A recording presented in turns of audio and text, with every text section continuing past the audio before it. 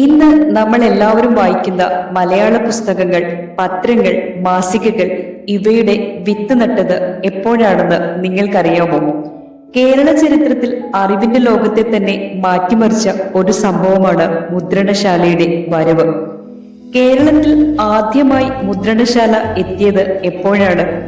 ചില സ്ഥലങ്ങളിൽ 1580 കൊച്ചിക്ക് സമീപം ആദ്യ പ്രസ് സ്ഥാപിച്ചു എന്ന് പറയുന്നു. അത് എത്രത്തോളം സത്യമാണ്?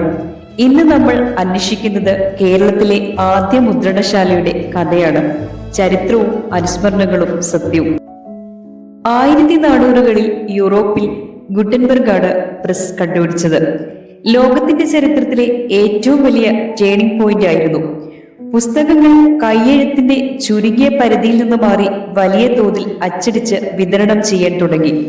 അറിവുകൾ കുറച്ച് ആളുകളുടെ അധികാരത്തിൽ നിന്നും മാറി സാധാരണക്കാരുടെ കൈകളിലേക്ക് എത്തി.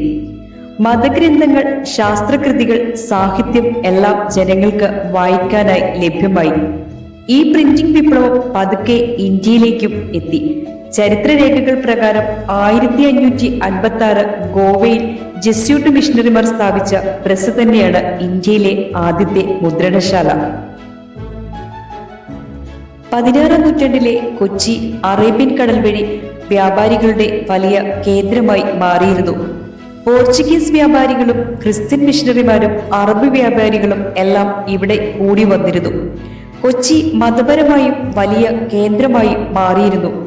ജെസ്യൂട്ട് മിഷണറീസ് ഇവിടെ മതബോധനത്തിനായി എത്തിയപ്പോൾ അവർക്ക് മലയാളം പൊതുജനങ്ങളിലേക്ക് എത്തിക്കാനുള്ള വലിയ ആഗ്രഹമുണ്ടായിരുന്നു.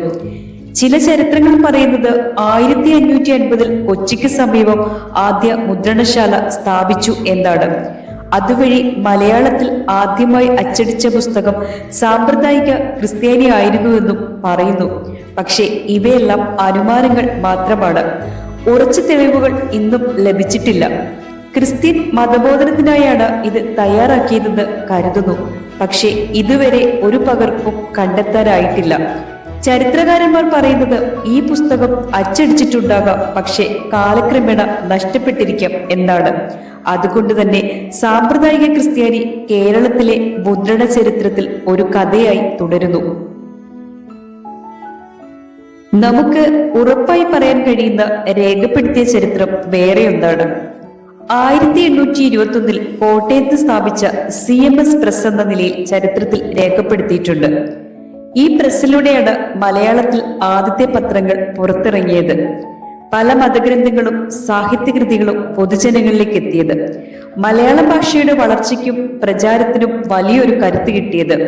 അതിനാൽ 1500കളിലെ കൊച്ചി പ്രസിന്റെ കഥ ഒരു ലെജൻഡ് ആണെങ്കിൽ 1821 CMS പ്രസ്സാണ് യഥാർത്ഥമായി ചരിത്ര തുടക്കം. മുദ്രണത്തിന്റെ വരവോടെ കേരളം മാറി. സാഹിത്യം, കവിതകൾ, എഴുത്തുകാരുടെ കൃതികൾ വലിയ തോതിൽ ജനങ്ങളിൽ എത്താൻ തുടങ്ങി. പത്രപ്രവർത്തനങ്ങളിലൂടെ സാമൂഹിക രാഷ്ട്രീയ ചിന്തകൾ പ്രചരിക്കാൻ തുടക്കം കിട്ടി. അറിവെന്നത് ഒരു വിഭാഗത്തിന്റെയും മതത്തിന്റെയും പിടിയിൽ നിന്നും മോചിതമായി എല്ലാവരിലേക്കും എത്തി. ഇന്നത്തെ മലയാള പുസ്തക ലോകം കോട്ടയം പ്രസ്സും പിന്നീട് വന്ന പ്രസ്സുകളും ചേർന്നാണ് വളർന്നത്. എന്നാൽ കഥകളിലും വിശ്വാസങ്ങളിലും കൊച്ചിയിലെ ആദ്യ മുദ്രണശാല എന്നും ഒരു പ്രാധാന്യത്തോടെ നിലകൊള്ളുന്നു. കേരളത്തിന്റെ മുദ്രണ ചരിത്രം ഉറച്ച രേഖകളും കഥകളും വിശ്വാസങ്ങളും ചേർന്നൊരു യാത്രയാണ്.